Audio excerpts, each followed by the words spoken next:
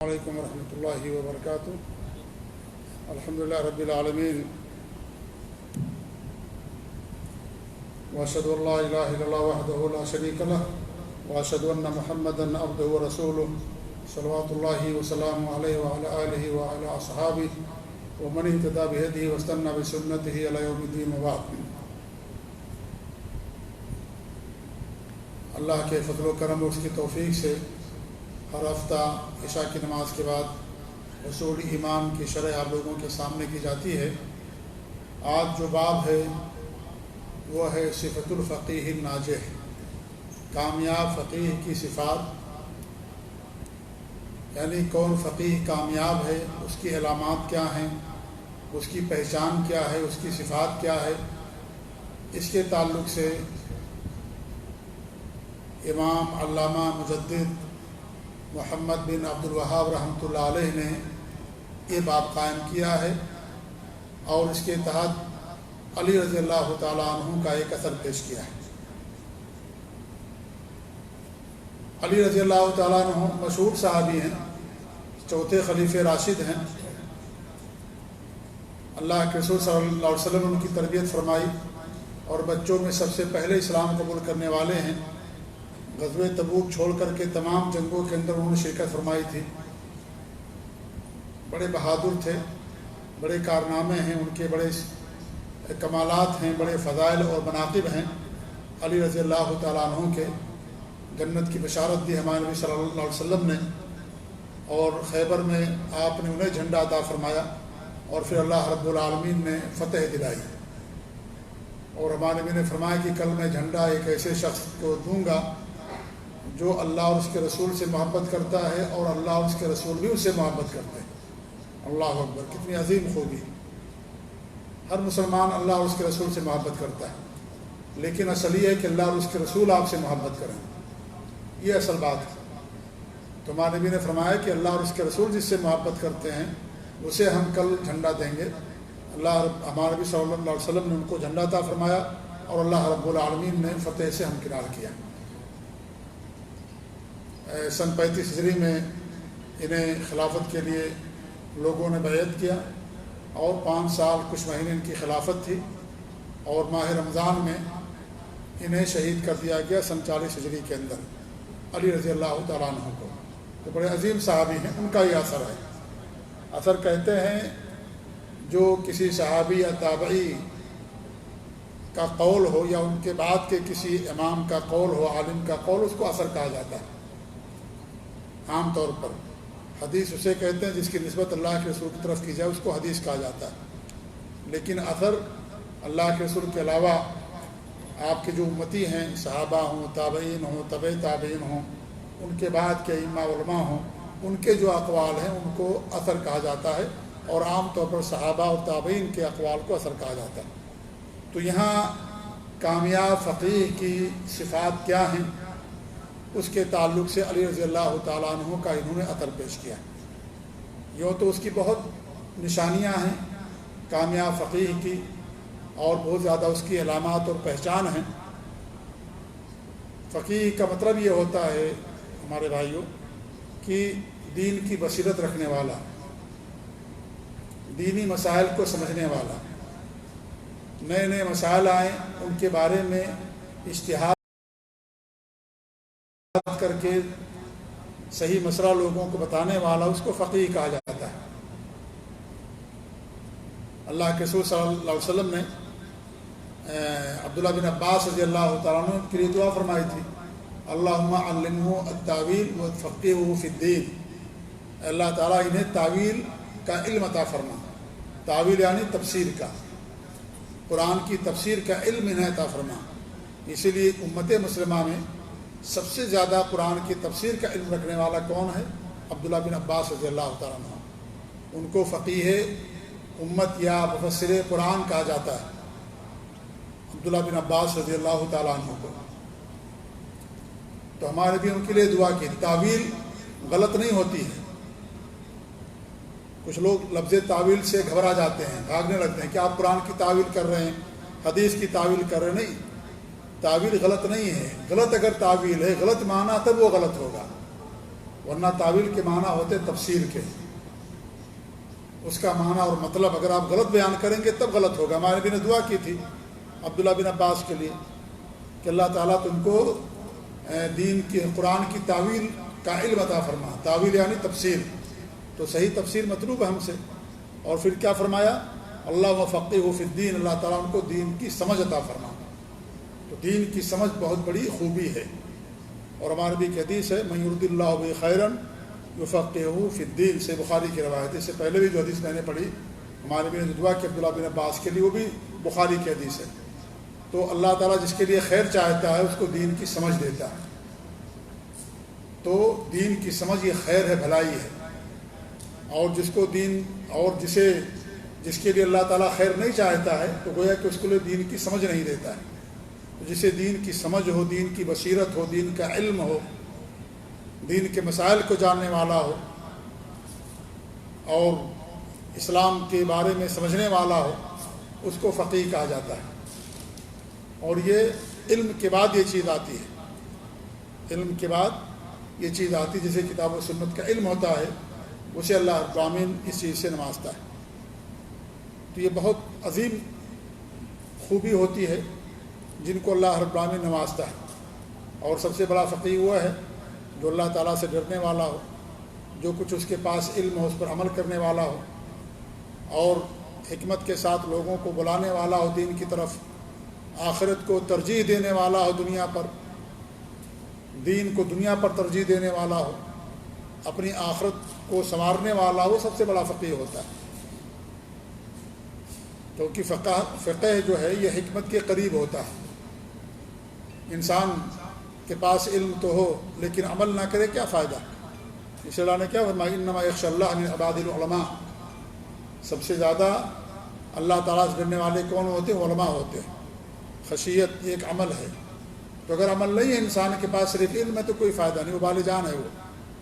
تو علم کا ثمرہ ہے عمل۔ اگر آپ کے پاس آم کا درخت ہو، کوئی پیڑ ہو، اس میں پھل نہ لگے تو کیا فائدہ ہے؟ انسان اس کو کاٹ دیتا ہے، کوئی فائدہ نہیں اس کا، اس میں پھل ہی نہیں آتا ہے۔ تو اسی عمل اگر انسان کے پاس نہیں ہے، عالم کے پاس خاص طور سے جس کو اللہ نے عمل علم دیا ہے، تو وہ کوئی فائدہ نہیں اس کا، ابال جان ہے علم اس کے لیے۔ جی ہاں، تو اس لیے سب سے بڑا فقہ اور سب سے بڑی حکمت تو یہ ہے کہ انسان کو اللہ نے جو علم دیا اس کے مطابق انسان عمل کرے، اور مسائل پر غور و خوض کرے، اور اولویات پر اس کی نظر ہو، ترجیح کی بنیادوں پر وہ کام کرنے والا ہو۔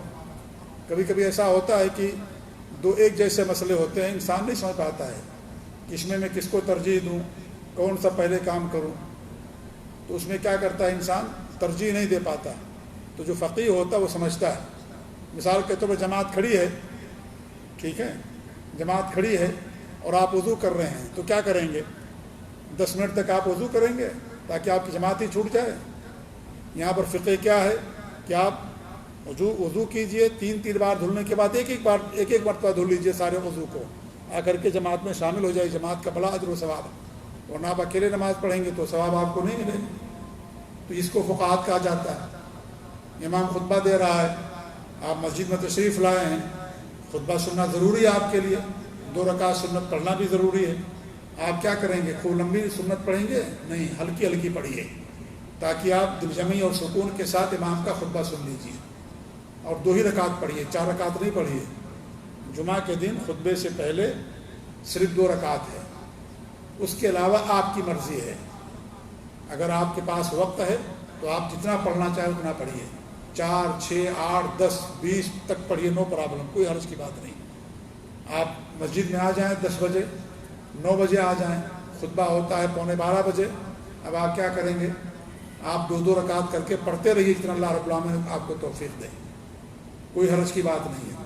تو جمعہ کے دن خطبے سے پہلے ہمارے ہاں کچھ لوگ 4 رکعت پڑھنا ضروری سمجھتے ہیں، اسی لیے اگر امام کا خطبہ شروع ہو جائے تو بھی جو لوگ آتے ہیں 4 رکعت پڑھتے ہیں، اس کے بعد بیٹھتے ہیں۔ غلط ہے یہ۔ خطبہ شروع ہونے کے بعد ہمارے نبی نے صرف 2 رکعت پڑھنے کی اجازت دی ہے، وہ بھی ہلکی ہلکی۔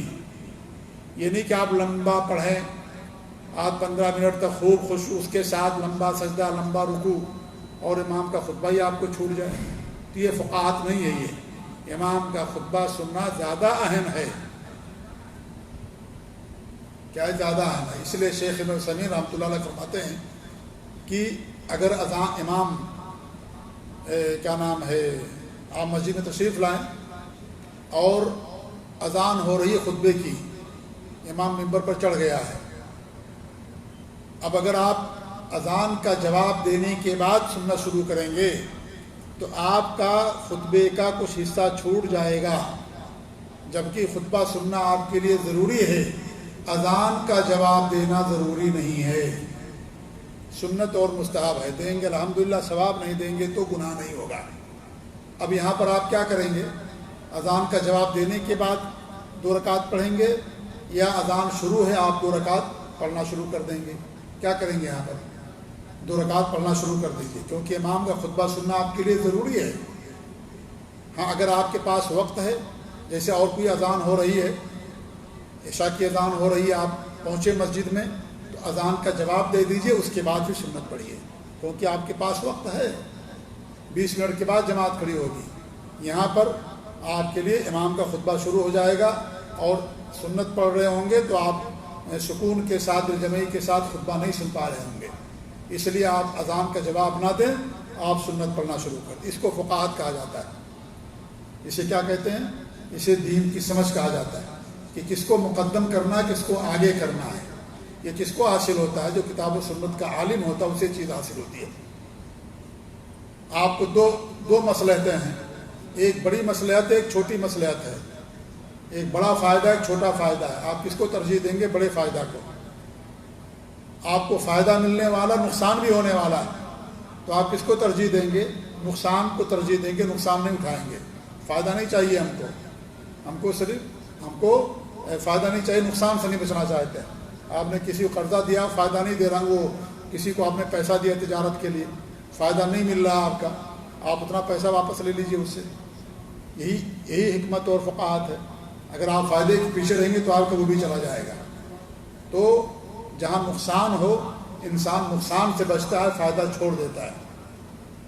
2-3 بڑے نقصان ہیں، تو جو بڑا نقصان ہوگا انسان اس سے بچے گا، چھوٹا نقصان انسان برداشت کر لے گا، چھوٹا نقصان انسان برداشت کر لے گا۔ آپ نے کسی کو قرضہ دیا، بیچارہ غریب ہو گیا ہے، اس کے پاس ملنے کی توقع نہیں ہے، آپ کو دے رہا کہ بھائی آپ نے 5 لاکھ دیا تھا، 2 لاکھ لے، جب پیسہ آئے گا تب دیں گے۔ نہیں، پورا 5 لاکھ دو گے تبھی ہم آپ سے لیں گے، ورنہ نہیں لیں گے۔ آپ کا وہ بھی چلا جائے گا جو 2 لاکھ دے رہا بیچارہ، غریب مسکین ہو گیا، تجارت میں نقصان ہو گیا، فائدہ نہیں ہوا اس کا، یا کلاش ہو گیا، روڈ پر آ گیا، کیا کریں گے؟ تو آپ اس کو لے لیجئے، 2 لاکھ دے رہا، باقی بھائی 3 لاکھ جب آئے گا تب دے دینا، یا تھوڑا تھوڑا کر کے دے رہا لے لیجئے۔ نہیں، ہم نے ایک مشت آپ کو دیا تھا 5 لاکھ، 1 لاکھ ایک ساتھ چاہیے 5 لاکھ، تب انتظار کیجئے 10-20 سال، اگر ہو جائے گا دے گا، نہیں ہوگا تو قسمت آپ کی۔ تو ان سب چیزوں کو حکمت اور فقاہت کہا جاتا ہے۔ تو دین کے اندر یہ ساری چیزیں ہوتی ہیں کہ کس مسئلے کو ترجیح دینا ہے، کس مسئلے کو پہلے کرنا ہے، کس مسئلے کو بعد میں کرنا ہے، کون سا زیادہ اہم ہے، کون مہم ہے۔ تو جو زیادہ اہم ہوتا ہے انسان اس کو ترجیح دیتا ہے کہ انسان اس کو کرتا ہے، اسی کو فقاہت کہا جاتا ہے۔ تو یہاں پر بہت ساری اس کی مثالیں دی جا سکتی ہیں، اور بہت سارے کامیاب فقیہ کے جو علامات ہیں دی جا سکتی ہیں، لیکن یہاں جو بات پیش کی ہے شیخ امام نے، بہت اہم بات کی، علی رضی اللہ تعالیٰ عنہ کا جو اثر پیش کیا ہے۔ کیا فرماتے ہیں رضی اللہ تعالیٰ عنہ؟ ان الفقیہ حق الفقیہ، حقیقی فقیہ وہ ہوتا ہے من لم یقنط الناس من رحمت اللہ، جو لوگوں کو اللہ کی رحمت سے مایوس نہیں کرتا ہے، لوگوں کو اللہ کی رحمت سے مایوس نہیں کرتا، کیونکہ انسان اگر اللہ کی رحمت سے مایوس ہو جائے گا تو خودکشی کر لے گا۔ کیا فائدہ جینے سے، ہم کو زندہ رہنے سے کیا فائدہ؟ اس لیے وہ خودکشی کر لے گا، اور خودکشی کرنا حرام ہے، بڑا جرم ہے یہ۔ تو اللہ کی رحمت سے لوگوں کو مایوس نہیں کرتا، رحمت یاد دلاتا کہ ان کو جو انسان گناہ کرتا ہے کہ نہیں ہے، گناہ کر رہا ہوتا ہے، وہ کہتا مجھے نہیں بخشا جائے گا، میں تو جہنم کے اندر چلا جاؤں گا، میں تو برباد ہو گیا، میں پریشان ہو گیا، اور انسان کی زندگی اجین بن گئی ہے اسی کے پیچھے۔ اب ایسے شخص کے لیے کیا کرنا ہم کو؟ اس کو امید دلانا، آپ کو اگر اور زیادہ اس کو خوف دلائیں گے تو بیچارہ تو خودکشی کر لے گا، ہے کہ نہیں؟ تو حقیقی عالم وہی ہوتا ہے کہ انسان کو دیکھ کر کے وہ فتویٰ دیتا ہے۔ عبداللہ بن عباس رضی اللہ عنہ کے پاس ایک آدمی آیا، ایک جس نے لوگوں کو، مسلمانوں کو قتل کیا تھا۔ اس نے کہا میں نے لوگوں کو قتل کیا، میرے لیے توبہ ہے کہ نہیں ہے؟ کہا ہے توبہ، توبہ کرو اللہ معاف کر دے گا۔ ایک دوسرا آدمی آپ کے پاس آیا، اس نے کہا کہ میں نے لوگوں کو قتل کیا ہے تو کیا میرے لیے توبہ ہے کہ نہیں؟ کہا تمہارے لیے توبہ نہیں ہے، تمہارے لیے توبہ نہیں ہے۔ لوگوں نے کہا کہ بھئی ایک ہی مسئلہ ہے، ایک کے لیے آپ نے کہا توبہ، دوسرے کے لیے کہا آپ نے توبہ ہی نہیں ہے، یہ کیا بات ہو گئی؟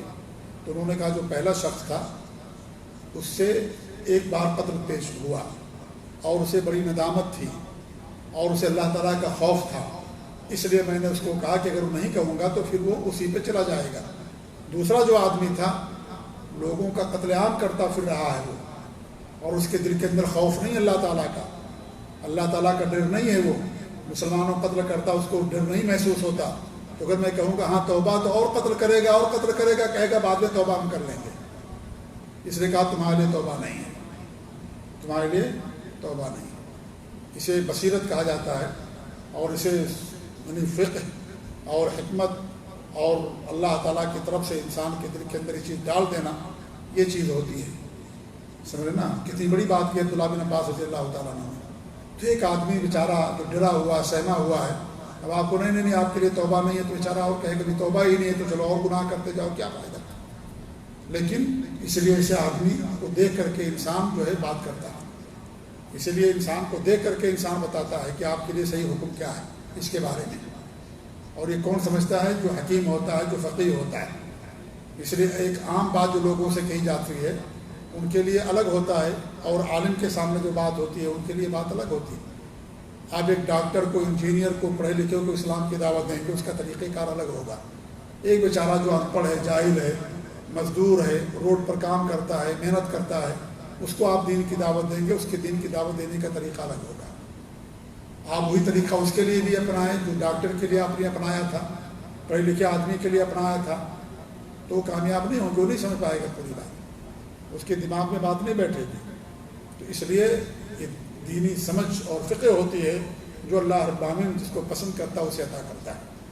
تو علی رضی اللہ عنہ نے فرمایا کہ اللہ کی رحمت سے لوگوں کو جو مایوس نہ کرے وہ صحیح فقیہ ہوتا ہے۔ لوگوں کو اللہ تعالیٰ کی رحمت کی طرف بلاتا ہے کہ اللہ کی رحمت سے مایوس نہ ہو، گناہ ہو گیا نا اللہ تعالیٰ معاف بھی کرنے والا ہے۔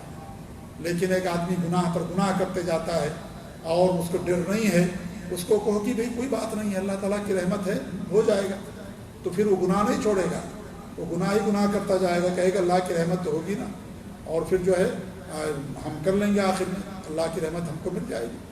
تو ایسے آدمی کے لیے ضروری ہے کہ آپ اس کو ڈرائیں تاکہ وہ اللہ تعالیٰ کے قریب آئے۔ یہ نہ کہو کہ بھائی آپ ہی تھوڑی نماز چھوڑتے ہو، دنیا میں لاکھوں انسان جو نماز نہیں پڑھتے ہیں، آپ اگر کسی سے کہو گے تو نماز پڑھے گا؟ وہ نہیں نماز پڑھے گا۔ اس کو ڈرانے کی ضرورت ہے کہ نماز نہیں پڑھتا وہ، کہ کیا تیرا حشر ہوگا، کیا تیرا انجام ہوگا تو نماز نہیں پڑھتا۔ آپ کو بھائی دنیا میں کروڑ لوگ ہیں نماز نہیں پڑھتے ہیں، آپ کا بھی وہی ہوگا جو لوگوں کا کہ دیکھا جائے گا قیامت کے دن۔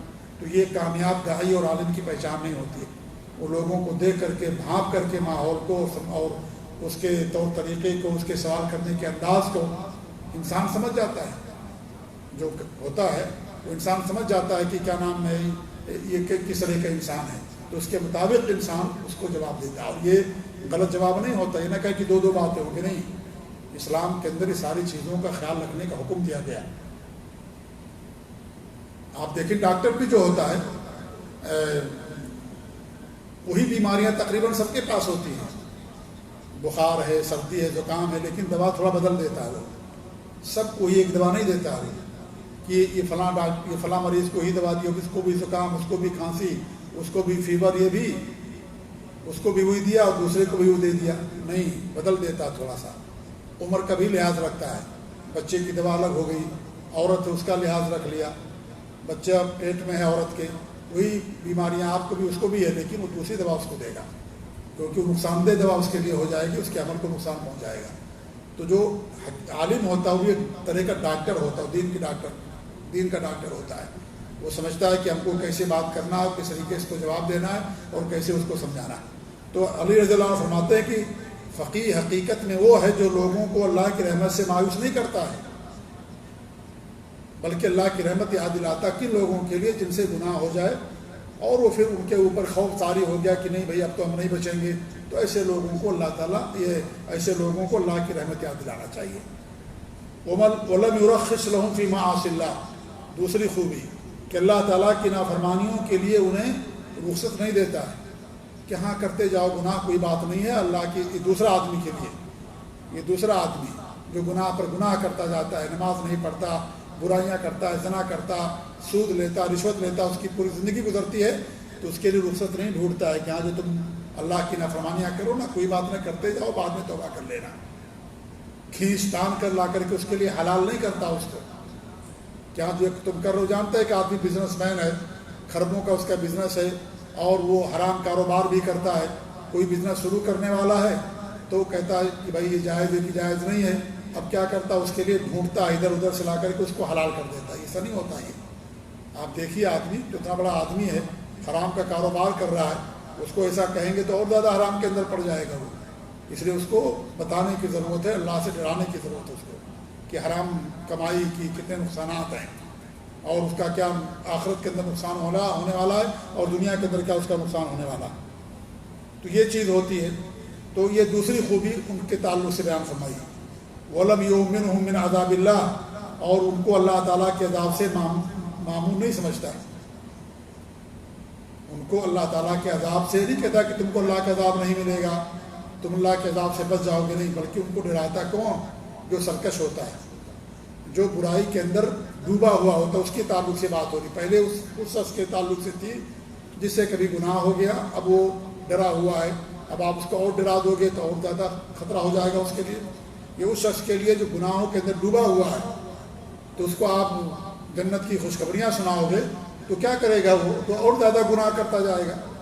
اس کو جہنم کی دھمکیاں دیجیے، جہنم کے عذاب سے ڈرائیے اس کو، ایسے لوگوں کو جو گناہ پر گناہ کرتے جاتے ہیں، جو گناہ پر گناہ کرتے جاتے ہیں، ان کو جہنم کی دھمکیاں، جہنم کی سختیاں اور جہنم کے جو ہولناکیاں اور تباہ کاریاں ہیں، نقصانات ہیں، ان کے بارے میں ان کو بتائیں، تب جا کر کے وہ صحیح راستے پر آئے گا۔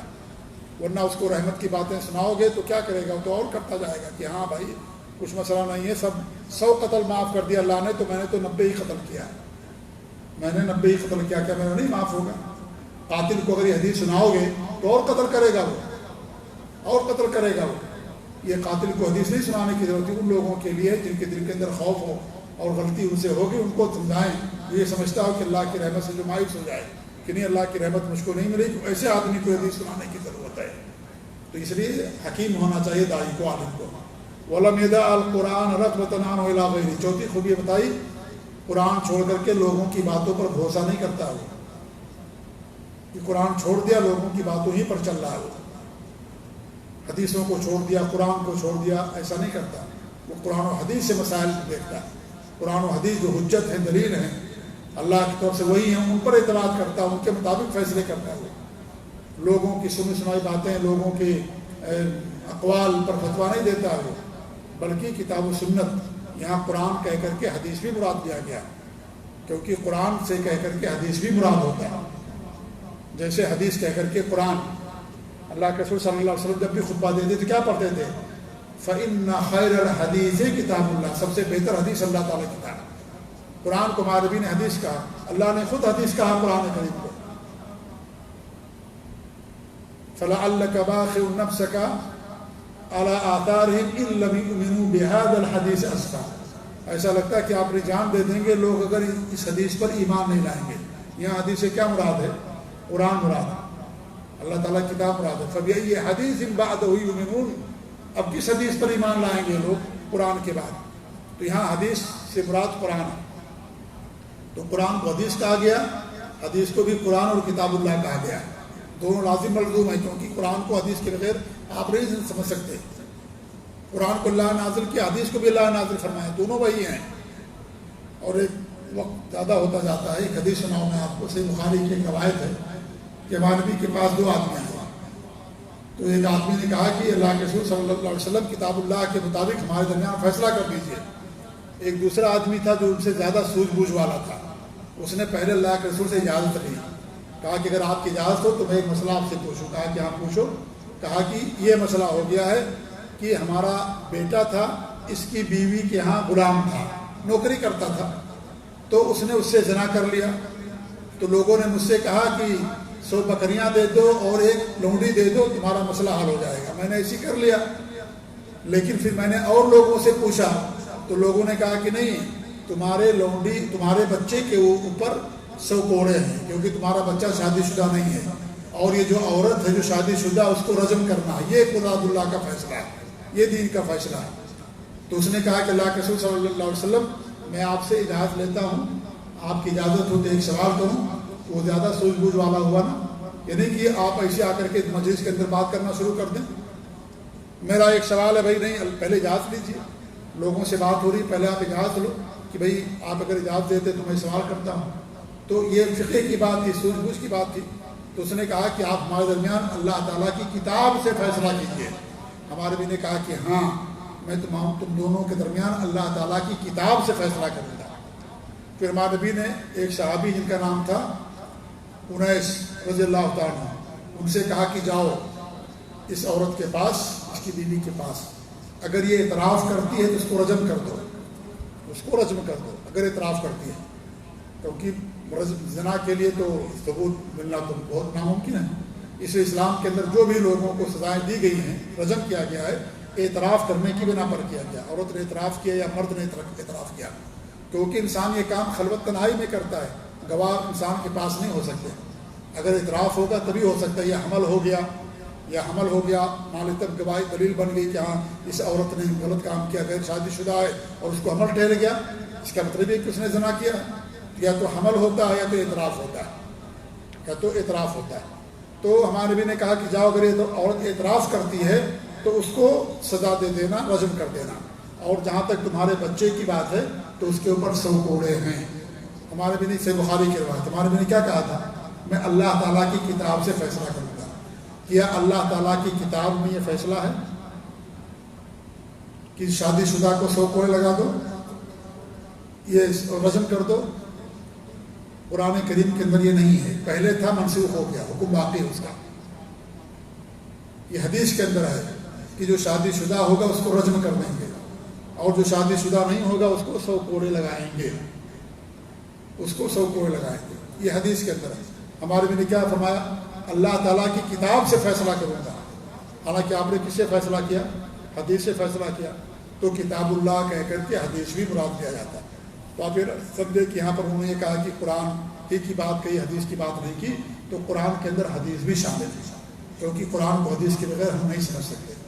تو انہوں نے کہا, چوتھی خوبی بیان فرمائی کہ جو فقیہ ہوتا ہے وہ قرآن و حدیث پر اعتماد کرتا ہے, اس کے مطابق فیصلے کرتا ہے, لوگوں کے قول کے مطابق فیصلے نہیں دیتا کہ میں نے کیا کہا, فلاں نے کیا کہا, فلاں نے کیا کہا. فلاں کی بات اگر قرآن و حدیث کے موافق الحمدللہ مانیں گے ہم اس کو, لیکن اگر نہیں ہے تو کہ فلاں عالم نے کہہ دیا تو دلیل ہو گیا وہ نہیں. کتاب اللہ اور سنت رسول یہ دلیل ہے. اللہ کے رسول کی حدیث کیا ہے, میں تمہارے درمیان 2 چیزیں چھوڑ کر کے جا رہا ہوں, ایک اللہ تعالیٰ کی کتاب ہے, دوسری میری سنت ہے. اگر ان دونوں کو مضبوطی سے تھامے رہو گے گمراہ نہیں ہوگے. تو کتاب اللہ اور سنت رسول ہے. امام کی بات اگر کتاب و سنت کے مطابق ہے سر آنکھوں پر لیں گے, اگر کتاب و سنت کے خلاف ہے تو ان کی بات نہیں لی جائے گی.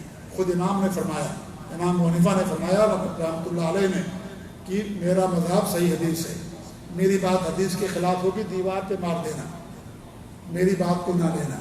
امام شافعی نے فرمایا کہ میں ان تمام باتوں سے رجوع کرتا ہوں, اپنی زندگی میں برات کا اعلان کرتا ہوں, موت کے بعد بھی برات کا اعلان کرتا ہوں اگر کوئی میری بات قرآن و حدیث کے خلاف ہے. ہر امام نے بات کہی ہے, ہر امام نے بات کہی ہے.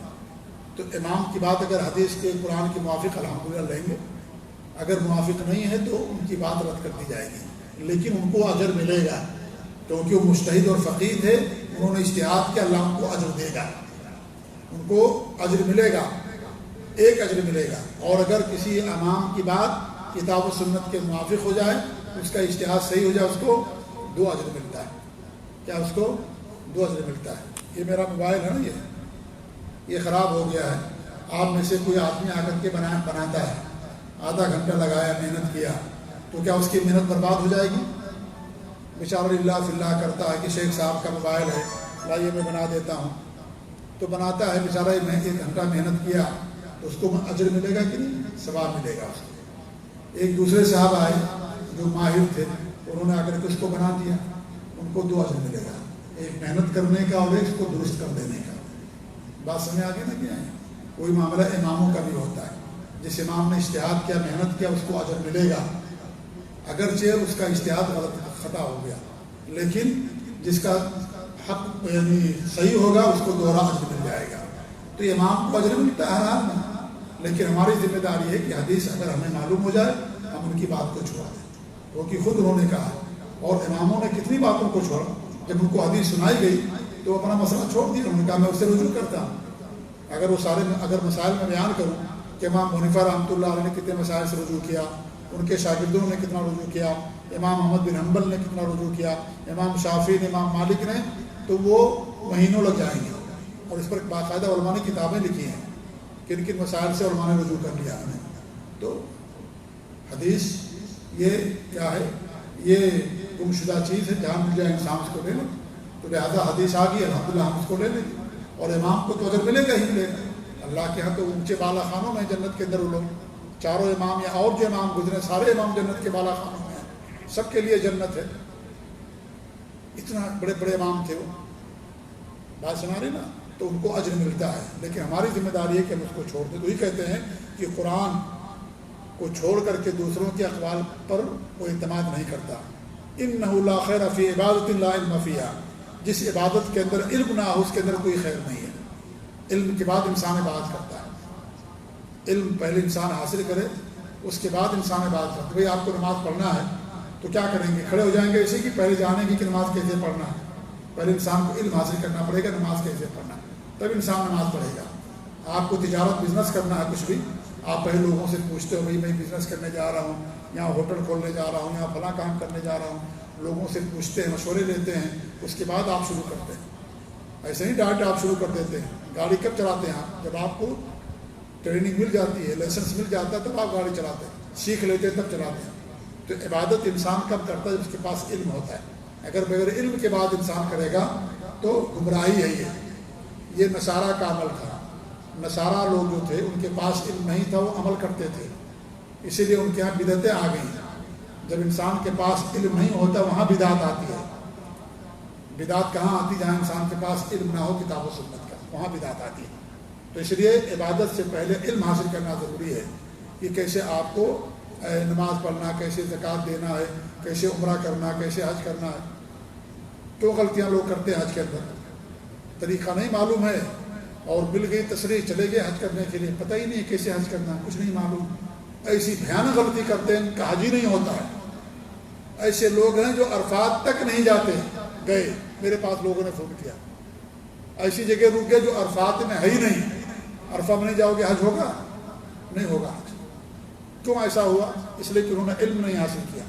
تو پہلے علم حاصل کرو بھائیو، پہلے علم حاصل کرو، بغیر علم کی عبادت نہیں ہوتی ہے، گمراہی ہوتی ہے۔ اور پھر آگے کیا فرماتے؟ ولا علم لا فہم فیہ، اور اس علم کے اندر کوئی خیر نہیں جس کے اندر سمجھ نہ ہو اور اس پر عمل نہ ہو۔ یہ یہودیوں کے اندر تھی، یہودیوں کے پاس علم تھا لیکن عمل نہیں تھا، ان کے پاس عمل نہیں تھا، علم تھا۔